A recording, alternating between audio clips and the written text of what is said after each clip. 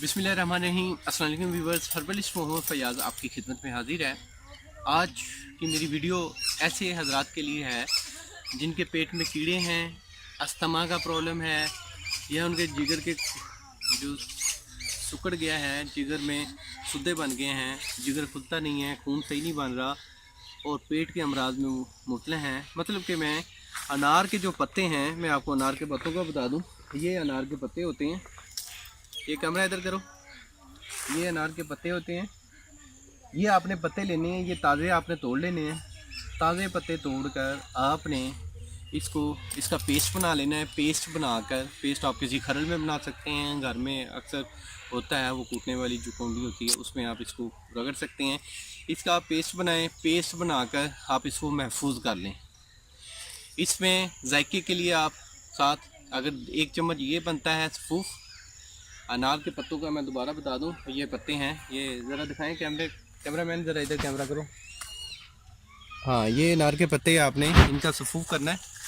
सफ़ूफ जो होगा, ये इसका पेस्ट है, जो इस पेस्ट में आपने 1 चम्मच अनार का दाना डालना है, 1 चम्मच अदरक डालना है। ये तीनों को अच्छी तरह मिक्स कर लेना है। इस मिक्स करके आपने हर खाने के बाद आधा चम्मच लेना है।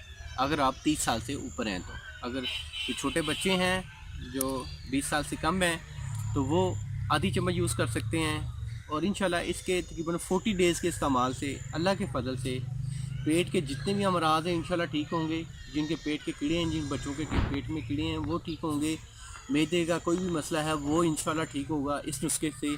और इसके साथ ये सांस की नालियाँ भी खोलेगा और प्लस जिगर का जो मर्ज़ है, जिगर में कोई प्रॉब्लम है, जिगर का ALT FLT लेवल ऊपर आ गया है, जिगर की रिपोर्ट ठीक नहीं आ रही, इंशाल्लाह इसके इस्तेमाल से अल्लाह के फजल से जिगर के जितने भी मसाइल हैं, ALT है, FLT है, कुबियोन है, ये तमाम जितनी भी रिपोर्ट्स हैं इंशाल्लाह अल्लाह के फजल से बिल्कुल ठीक आएंगी।